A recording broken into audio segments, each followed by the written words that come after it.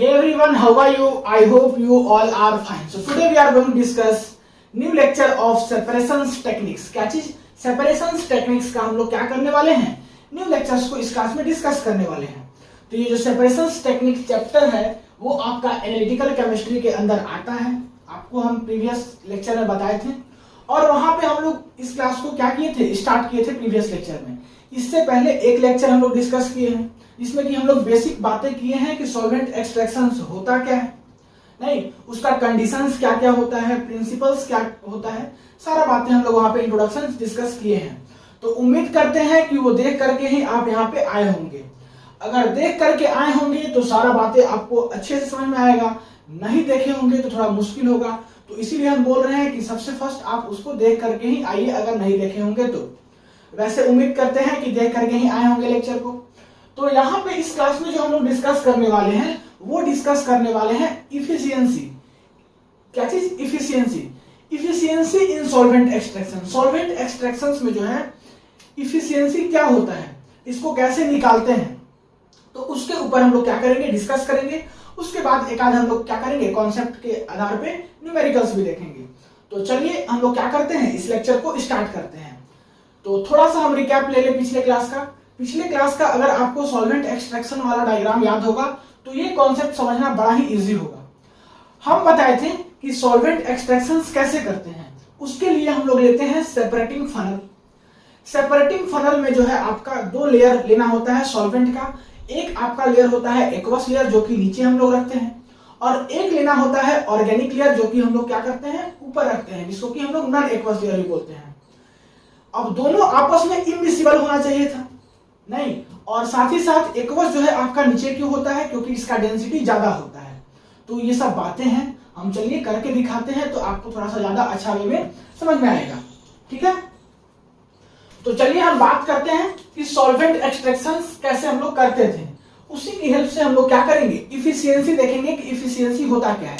पहले आप इफिशियंसी का कॉन्सेप्ट समझ लीजिए. इफिशियंसी का हम डेफिनेशंस तो लिख करके रखे ही हैं, तो ये बड़ा मुश्किल काम नहीं है, आपको समझना मुश्किल काम है.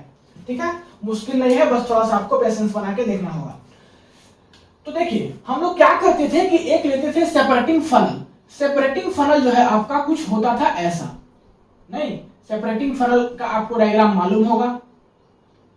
ये आपका कुछ होता था ऐसा सेपरेटिंग फनल. ठीक है, तो ये है आपका सेपरेटिंग फनल. एक तरफ से हम लोग क्या करेंगे, इसमें नाम भी लिखते चलेंगे. तो ये है आपका सेपरेटिंग फनल. ठीक है, अब यहां पे इसमें दो दो स्टॉपर होता था. क्या होता था, दो दो स्टॉपर. स्टॉपर जो है आपका मूवेबल होता है, ये आप जानते हो. एक स्टॉपर नीचे में और एक स्टॉपर ऊपर में. तो ये आपका क्या है, स्टॉपर है, और दोनों का दोनों स्टॉपर क्या होता है, मूवेबल होता है. इससे हम लोग क्या करते हैं कि सॉल्यूट और सॉल्वेंट को इसमें क्या करते हैं, डालते हैं, और यहां से निकालने के थ्रू हम लोग निकालने के लिए वर्क करते हैं. अगर इस स्टॉपर को अगर हम लोग मूवेबल है टाइट कर दे तो यहां से हमारा सॉल्यूशन नहीं निकल पाएगा. तो स्टॉपर का क्या काम होता है, सारा बातें हम बता दिए हैं. अब हम बोले थे कि इसमें आपका सेपरेटिंग फनल में दो लेयर होता है सॉल्वेंट का. एक होता है एक्वस और एक होता है नॉन एक्वस. नॉन एक्वस को ही हम लोग बोलते हैं क्या, ऑर्गेनिक लेयर. तो सबसे फर्स्ट हम लोग एक लेयर रखते हैं, सबसे नीचे जो लेयर रखते हैं वो रखते हैं हम लोग क्या, एक्वस लेयर. एक्वस लेयर में बेटर एग्जांपल होगा कि आप लोग क्या रखो, वाटर रखो. तो यह है आपका, मान लीजिए एक्वस लेयर, मान लीजिए क्या एक्वस लेयर है ही, और एक्वस लेयर में हम लोग क्या ले रहे हैं, वाटर ले रहे हैं. लेट अस अस्यूम कि इसका वॉल्यूम जो है आपका वो है 50 सेंटीमीटर पर क्यूब. ठीक है, इसका वॉल्यूम कितना है, 50 सेंटीमीटर पर क्यूब. अब एक और जो हम लोग सॉल्वेंट ले रहे हैं वो सॉल्वेंट ले रहे हैं क्या चीज, नॉन एक्वस लेयर. उसी को हम लोग ऑर्गेनिक लेयर भी बोलते हैं. तो इसके लिए आप क्या कीजिए, बेटर एग्जांपल होगा नॉन एक्वस लेयर का. नॉन एक्वस लेयर का बेटर एग्जांपल क्या ले ले हम लोग ले लेते हैं CCl4. ठीक है, अब यहां पे इसका जो वॉल्यूम है वो है 25 सेंटीमीटर पर क्यूब. ठीक है, ये सब बातों पे थोड़ा सा आपको एज्यूम करना है, क्योंकि ये सब चीजों से आप पिछले वीडियो में भी क्या हो, मतलब कि अवगत हो कि हम क्या क्या चीज बताए थे. तो सेपरेटिंग फनल में दो लेयर लिए, सॉल्वेंट का एक लेयर लिए एक्वस लेयर में हम लोग वाटर एग्जांपल लेते हैं जिसका कि वॉल्यूम हम लोग ले रहे हैं 50 सेंटीमीटर पर क्यूब, और non aqueous layer that is की ऑर्गेनिक लेयर में हम लोग ले रहे हैं क्या CCl4 जिसका कि वॉल्यूम है 25 सेंटीमीटर पर क्यूब। तो ये होता था कुछ ऐसा अरेंजमेंट, ये दोनों आपस में सॉल्वेंट इमिसिबल होता था, ये नीचे होता था क्योंकि इसका डेंसिटी ज्यादा होता है, कौन, एक्वस लेयर का। अब हम लोग क्या कर रहे हैं कि इसमें ऐड करेंगे सॉल्यूट पार्टिकल्स को, क्या करेंगे, सॉल्यूट पार्टिकल्स को ऐड करेंगे। यहां से हम लोग सॉल्यूट को क्या करेंगे, ऐड करेंगे। तो जैसे सॉल्यूट को ऐड करेंगे क्या होगा कि सारा का सारा सॉल्यूट जो है आपका एक्वस लेयर में चला जाएगा। जैसे ही हम सॉल्यूट ऐड करेंगे तो सारा का सारा आपका सॉल्यूट पार्टिकल्स कहां पे जाएगा, एक्वस लेयर में चला जाएगा। फनल में ऐड कर रहे हैं। लेट्स सपोज कि हम लोग यहाँ पे जो सॉल्यूट पार्टिकल्स लिए हैं इसमें टोटल 9 मॉलिक्यूल्स हैं। कितना मॉलिक्यूल्स हैं, 9 मॉलिक्यूल्स हैं। तो जैसे ही हम इस सॉल्यूट पार्टिकल्स को ऐड करेंगे सेपरेटिंग फनल में तो होगा क्या कि ऑल सॉल्यूट पार्टिकल्स जो है जाकर के कहां पे जम जाएगा, एक्वस लेयर में, मींस एक्वस लेयर में जाकर के बैठ जाएगा। कितना, 9 मॉलिक्यूल्स, क्योंकि हमारा सॉल्यूट पार्टिकल्स में कितना है, 9 मॉलिक्यूल्स है। तो टोटल जो जितना भी होगा, टोटल मॉलिक्यूल्स जितना होगा वो सब का सब जाकर के बैठ जाएगा कहां पे, इस एक्वस लेयर में। अब कुछ समय के बाद क्या होगा कि आपका इस 9 मॉलिक्यूल्स में से कुछ मॉलिक्यूल्स ऐसा होगा जो कि ज्यादा सॉल्यूबल होगा नॉन एक्वस लेयर में, दैट इज की ऑर्गेनिक लेयर में। और ऑर्गेनिक लेयर हम लोग क्या ले रहे हैं, यहाँ पे CCl4 ले रहे हैं। तो इसमें ज्यादा सॉल्यूबल होगा इसका कुछ मॉलिक्यूल्स, हम सारा मॉलिक्यूल्स की बात नहीं कर रहे हैं। यहां पे सपोज करो कि 9 मॉलिक्यूल्स आपके पास टोटल है। 9 मॉलिक्यूल्स में से 6 मॉलिक्यूल्स ऐसा होगा जो कि ज्यादा सॉल्यूबल होगा नॉन एक्वस लेयर में, दैट इज की CCl4 में। तो जब यहाँ पे आपका 6 मॉलिक्यूल्स ज्यादा सॉल्यूबल होगा किसमें, नॉन एक्वस लेयर में, तो इस 9 में से 6 जो है वो ऊपर की ओर जाने लगेगा। ठीक है, तो हम सबको दिखाते हैं डॉट से। तो अगर 9 में से 6 मॉलिक्यूल्स ऊपर की ओर जाने लगेगा तो यहाँ पे सपोज कि 9 मॉलिक्यूल्स है तो यहाँ पे कितना बच जाएगा, यहाँ पे बचेगा बस केवल आपके पास 3, और यहाँ पे कितना चला जाएगा, 6 मॉलिक्यूल्स चला जाएगा यहाँ पे, नहीं, नीचे से ऊपर की ओर, मींस आपका एक्वस लेयर से नॉन एक्वस लेयर की ओर कितना मॉलिक्यूल्स का मूवमेंट हो रहा है, कितना मॉलिक्यूल्स का मूवमेंट हो रहा है, 6 का। तो आपका चला गया किसमें, नॉन एक्वस में 6 और एक्वस में आपका बच गया 3, टोटल कितना था, 9। अब अगर ये कॉन्सेप्ट आप समझ गए होंगे तो इफिशियंसी का डेफिनेशन ऐसे ही लिख लोगे। इफिशियंसी होता क्या है, सो एक बार देखो। अब efficiency in solvent extractions is the ability of solute to move from aqueous layer to organic layer।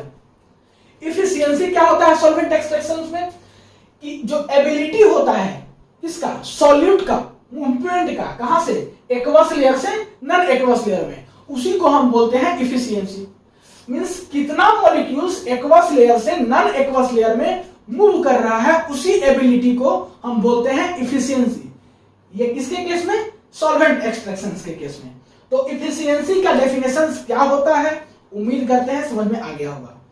अब बात करते हैं कि इफिशियंसी जो है हम लोग हमेशा किसमें दिखाते हैं, परसेंटेज में। तो ये बात आपको पहले से भी मालूम होगा। अब चलिए हम लोग इसका चलते हैं फॉर्मूला में कि इफिशियंसी का फॉर्मूला क्या होगा। तो इफिशियंसी का फॉर्मूला निकालने से पहले आपको एक कॉन्सेप्ट देखना होगा, दैट इज की डिस्ट्रीब्यूशन रेशियो का कॉन्सेप्ट। किसका, डिस्ट्रीब्यूशन रेशियो का कॉन्सेप्ट। डिस्ट्रीब्यूशन रेशियो का कॉन्सेप्ट। डिस्ट्रीब्यूशन रेशियो क्या होता है, डिस्ट्रीब्यूशन रेशियो को हम दिखाते हैं डी से, और इसका फॉर्मूला होता है concentrations of A in organic layer बटा concentrations of A in aqueous layer. नहीं, यहां पे आप नॉन एक्वस लेयर भी लिख सकते हो। तो बातों को समझने का प्रयास करना। लेट अस एज्यूम कि हम लोग सॉल्यूट पार्टिकल्स को ए लिए हैं, तो इसी के चलते हम लोग बोल रहे हैं यहाँ पे कंसंट्रेशंस ऑफ ए। क्या चीज, concentration of A in organic layer बटा concentrations of A in aqueous layer. तो इस कॉन्सेप्ट से अगर हम लोग डी निकालना चाहें तो concentrations of A in organic layer 6 है और concentrations of A in aqueous layer क्या है, 3 है। तो 6/3 दैट इज कि आपका यहां से आ जाएगा 2।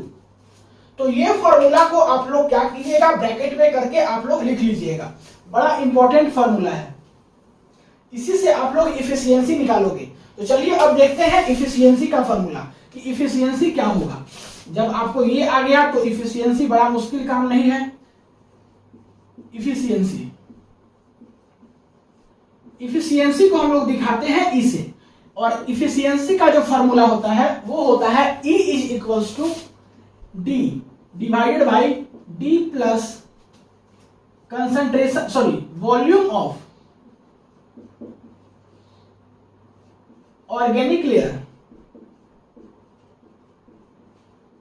बटा वॉल्यूम ऑफ एक्वस लेयर। और हम लोग इफिशियंसी हमेशा परसेंटेज में निकालते हैं, तो इसके चलते यहां पे मल्टीप्लाई कर देंगे 100। ठीक है, तो उम्मीद करते हैं कि ये भी फॉर्मूला आपको समझ में आया होगा। कुछ नहीं किए, इफिशियंसी को ई से दिखाते हैं। डी आपका क्या है, डी है आपका distribution ratio. Volume of organic layer कितना है, volume of organic layer 25, volume of aqueous layer कितना है 50, और परसेंटेज में हम निकाल रहे हैं, इसी के चलते 100 किए हैं। तो इस फॉर्मूला पे आप इसको पुट करके देखो क्या आएगा। चलो इस वैल्यू को हम लोग यहाँ पे पुट करते हैं। हम बोले कि इफिशियंसी निकालने के लिए क्या करना होगा, हमको लेना होगा डी। डी इस केस में क्या है 2 निकला, तो 2 divided by D plus means 2 plus volume of organic layer. Volume of organic layer कितना है आपका 25 सेंटीमीटर पर क्यूब, तो 25। वॉल्यूम ऑफ एक्वस लेयर कितना है 50 सेंटीमीटर पर क्यूब, 50 इंटू यहाँ पे कर दो 100।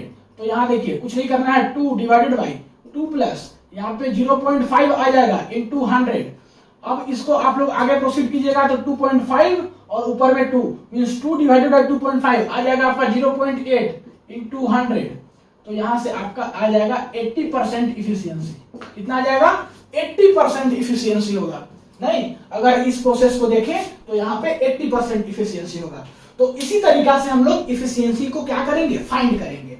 तो उम्मीद करते हैं कि आपको यहां तक का सारा कॉन्सेप्ट समझ में आ गया होगा। आप साइड में करके लिख लीजिएगा, ई क्या है इफिशियंसी, डी क्या है distribution ratio, volume of organic layer, volume of aqueous layer. इसको आप ऐसे भी देख सकते हो, वॉल्यूम VORG करके लिखा रहेगा, तो इसका मतलब क्या हुआ volume of organic solvent, volume of organic solvent या ऑर्गेनिक लेयर बोलो। और V एक्वस लिखा रहेगा तो वॉल्यूम ऑफ एक्वस सॉल्वेंट या एक्वस लेयर बोलो। तो इसी को इस फॉर्म में भी दिया जा सकता है कि VORG बाई B एक्वस। तो आपको कंफ्यूज नहीं होना है, डी क्या है ई क्या है आपको मालूम चल गया होगा। अब यहां से एक कॉन्सेप्ट हम देखते हैं जो कि बड़ा ही इंटरेस्टिंग है। तो कहां हम मिटाएं, इस डेफिनेशंस को मिटाएं क्या, हम डेफिनेशंस को मिटा रहे हैं, थोड़ा साइड में हो रहे हैं, बस डेफिनेशंस को आप क्या कीजिए लिख लीजिए फटाक से, या तो फिर पॉज करके स्क्रीनशॉट ले लीजिए। साइड में हो गए हैं, हम केवल डेफिनेशंस को मिटाएंगे क्योंकि एक कॉन्सेप्ट हमको बताना है, उसके बाद एक आध न्यूमेरिकल कराएंगे। मिटा दें, चलिए हम डेफिनेशंस वाले पार्ट को बस मिटाते हैं, ज्यादा कुछ नहीं मिटाएंगे।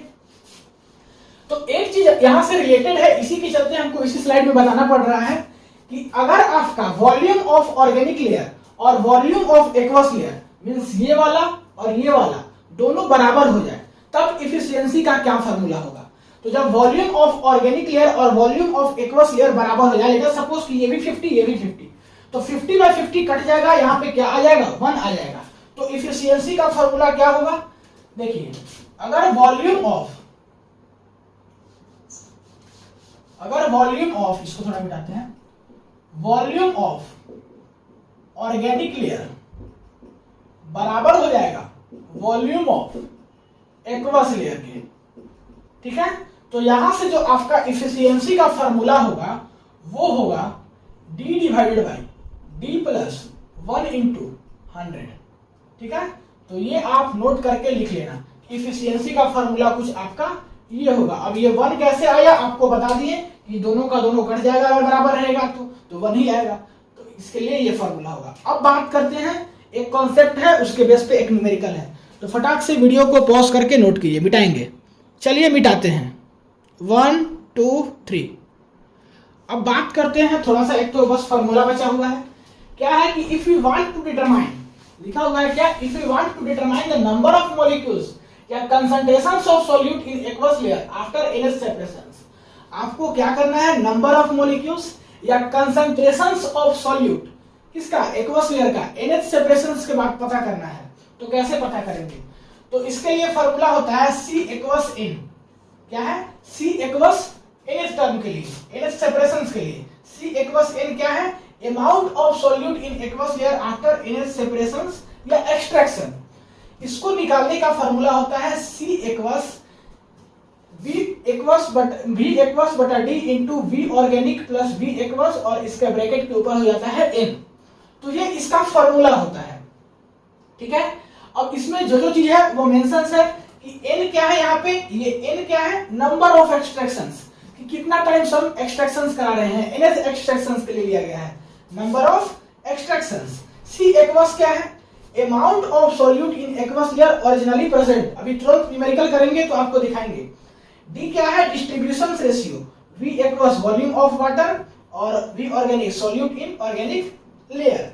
तो ये है आपका कॉन्सेप्ट। इसी कॉन्सेप्ट को यूज करके हम लोग क्या कर रहे हैं, न्यूमेरिकल बनाने वाले हैं। A complete removal of 0.1 gram of I2 from 50 cm cube of an aqueous solutions of I2 and sodium chloride is required. The value of D दिया हुआ है and for single extractions N का भी value पता हो गया कि कितना टाइम्स एक्सट्रैक्शन हो रहा है, एक ही बार सिंगल एक्सट्रैक्शन है। एंड V वॉल्यूम दिया हुआ है CCl4 का 25 cm क्यूब। CCl4 हम कहाँ पे यूज करते हैं, ऑर्गेनिक लेयर में, तो ऑर्गेनिक लेयर का वॉल्यूम दिया हुआ है 25 cm क्यूब। तो हमको यहाँ से गिवन क्या क्या है, आपका गिवन है C एक्वस, नहीं कंसंट्रेशन, नहीं C एक्वस क्या है, amount of solute in aqueous layer originally present. तो वो C एक्वस का वैल्यू दिया हुआ है 0.1। फिर आपका दिया हुआ है volume of aqueous layer 50 centimetre cube, D का वैल्यू दिया हुआ है। फिर आपका दिया हुआ है N का वैल्यू 1 और V ऑर्गेनिक का वैल्यू दिया हुआ है। तो आपको जो जो चाहिए सारा कुछ दिया हुआ है। तो चलिए इसी फॉर्मूला पे हम लोग वैल्यू को पुट करते हैं। हमको पता करना है C एक्वस कितना एक्सट्रैक्शंस के लिए, एक एक्सट्रैक्शंस के लिए, क्योंकि हमारे पास N का वैल्यू क्या है, 1 है। तो क्या होगा, C एक्वस क्या है 0.1। उसके बाद फिर V एक्वस क्या है, V एक्वस क्या है, V एक्वस है आपके पास 50 डिवाइडेड बाय D का वैल्यू कितना है 85 इंटू क्या है V organic plus V aqueous. तो V ऑर्गेनिक क्या है, देखिए V ऑर्गेनिक क्या है 25 प्लस V एक्वस कितना है 50 और टू दी पावर N था। तो N आपके पास एक्सट्रैक्शंस कितना है 1 है। तो यहां से आप C एक्वस निकालोगे कितना है, एक एक्सट्रैक्शंस के लिए, तो आपका जो वैल्यू आता है वो आता है 0.00029 ग्राम, इतना आता है। आप निकाल करके देख लेना। अब अगर आप ये निकाल लिए तो आपको इस फॉर्मूला से यही निकालना था। अब amount of I2 extracted in CCl4 निकालना होगा। तो क्या करना होगा, amount of I2 extracted in CCl4 कैसे निकालेंगे, कुछ नहीं करेंगे, हमको कुछ नहीं करना होगा, सीधा सीधी क्या करना होगा कि इसमें से माइनस कर देना होगा इसको। तो 0.1 माइनस 0.00029 करेंगे तो हमारा यहां से जो आंसर आएगा वो आता है 0.099997, ये आता है। अब हम लोग इफिशियंसी निकालेंगे। तो इफिशियंसी क्या होगा, इफिशियंसी निकालने के लिए कुछ नहीं करना है, ये डिवाइडेड 0.09997 डिवाइडेड बाय 0.1 इंटू 100। अब यहाँ से आप इफिशियंसी निकालना 99.97 होता है। तो ये हमको मालूम है, हम डाटा याद कर लिए हैं तो हमको मालूम है, लेकिन आप निकाल करके चेक कर लेना एक बार क्लियरिटी करने के लिए। तो ये यहाँ से कॉन्सेप्ट होगा कि ये फॉर्मूला से इसको कैसे अप्रोच को यूज करेंगे। आपका amount of I2 extracted in CCl4 निकालना होगा तो इससे निकाल लेंगे, और उसके बाद फिर इफिशियंसी कैसे निकालेंगे वो आपको मालूम है। कितना इफिशियंसी आएगा 99.97, ऑलमोस्ट 100% इफिशियंसी आएगा। तो उम्मीद करते हैं कि ये जो लेक्चर है आपको अच्छे से समझ में आया होगा।